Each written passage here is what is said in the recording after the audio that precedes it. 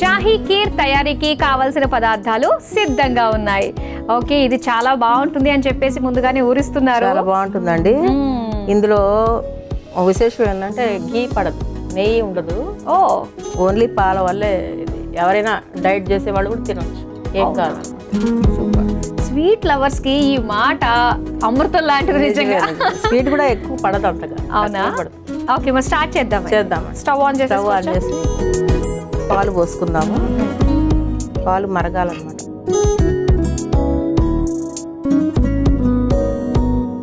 కొంచెం సగం పాలు పెట్టుకుందాం, రైస్ ఫ్లోర్ కలపాలి. ఇది మరిగేలోపు మనం ఇది కలుపుకుందాం రైస్ ఫ్లోర్. ఇంకా 2 స్పూన్లు ఎక్కువ. అంటే ఇది మనకి దగ్గరగా వస్తుందా లేదంటే కాస్త? దగ్గరగా వస్తుంది. ఫ్రిడ్జ్ లో పెట్టాలి. ఇంకా కొంచెం మనకు సెట్ అవుతుంది అనమాట. గట్టిగా అవుతుంది. డైరెక్ట్ గా రైస్ వేసామన్నా, ఫ్లోర్ వేసామనుకోండి, అది బియ్యపిండి డైరెక్ట్ గా వేసామనుకోండి ఉండలు చుట్టుకుంటాయి. అందుకని కొంచెం పాలు నీళ్లు కలిపి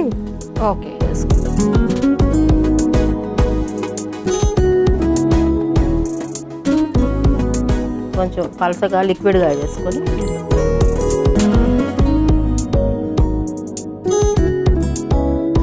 ఖచ్చితంగా 2 మనుషులు కావాలి, లేకపోతే ఉండలు కట్టేసి.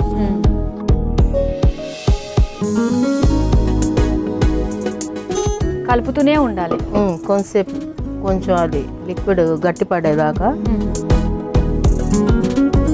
అందులో ఇవి వేసేస్తాం. మిల్క్ మేడ్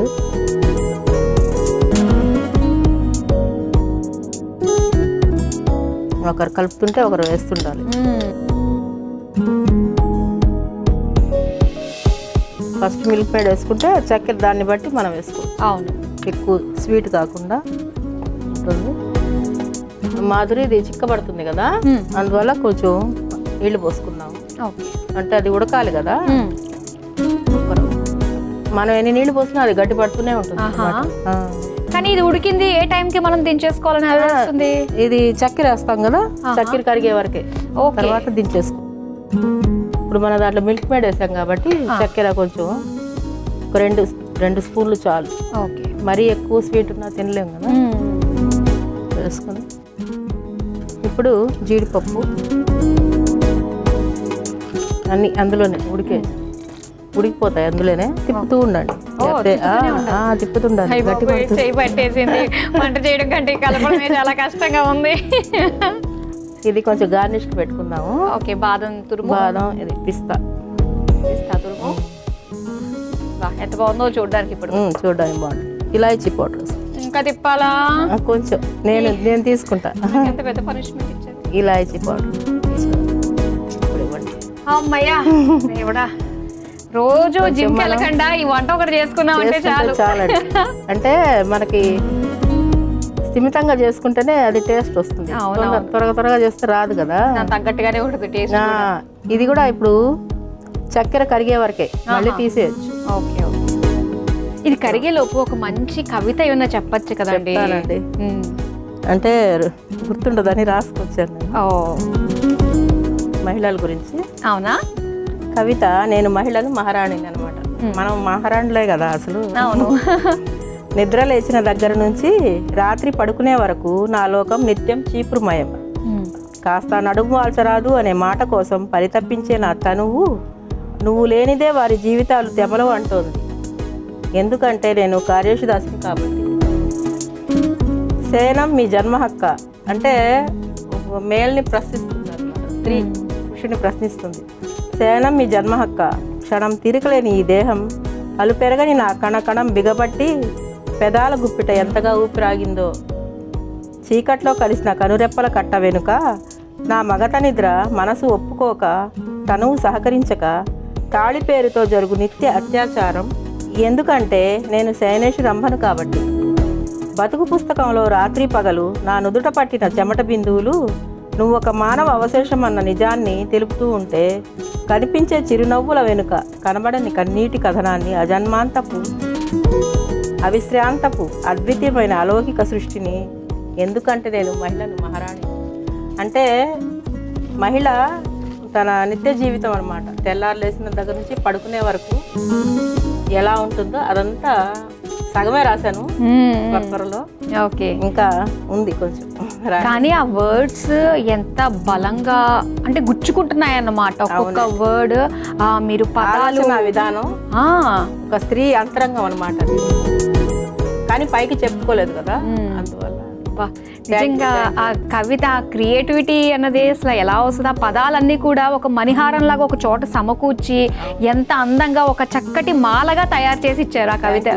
అంత అందంగా ఉంది. ఇప్పుడు ఎంతవరకు వచ్చింది? ఇప్పుడు ఏం చేస్తున్నాం మనం? ఇది అయిపోవచ్చింది. ఇప్పుడు మనం కుంకుమ పువ్వు వేసేద్దాం లాస్ట్ లో. ఓకే, ఆల్రెడీ మనం పాలల్లో కుంకుమ పువ్వు వేసుకున్నాం, అందుకే కలర్ వచ్చేసింది. కలర్ వచ్చింది.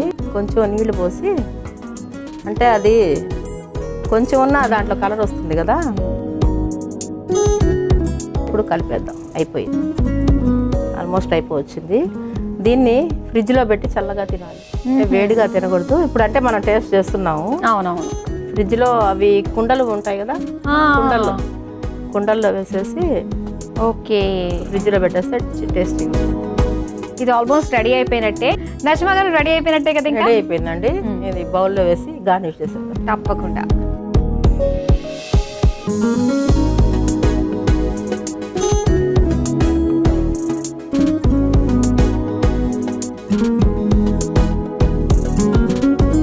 పువ్వు వేసేసరికి కలర్ఫుల్గా కనిపిస్తుంది. ఇది గట్టి పడితే ఇంకా చూడడానికి బాగుంటుంది.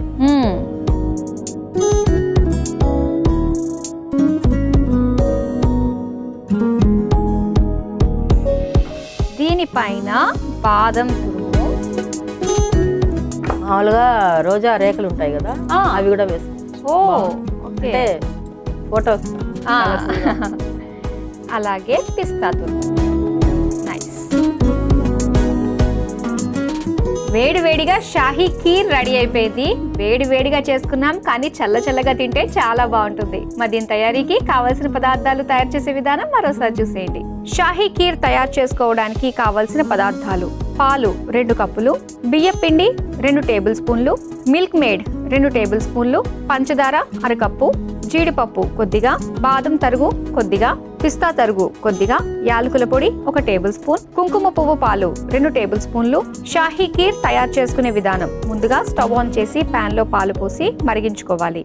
ఇప్పుడు ఒక బౌల్లో బియ్యం పిండి, నీళ్లు పోసి కలిపి మరుగుతున్న పాలల్లో పోసి ఉండలు కట్టకుండా కలుపుతూ మరిగించుకోవాలి. తర్వాత అందులో మిల్క్ మేడ్, కొద్దిగా నీళ్లు, పంచదార, జీడిపప్పు, బాదం, పిస్తా, యాలకుల పొడి వేసి కలుపుతూ మరిగించుకుని చివరిగా కుంకుమ పువ్వు పాలు పోసి కలిపి సర్వింగ్ బౌల్లోకి తీసుకుని పైనుంచి బాదం తురుము, పిస్తా తురుము వేసి సర్వ్ చేసుకుంటే షాహీ కీర్ రెడీ.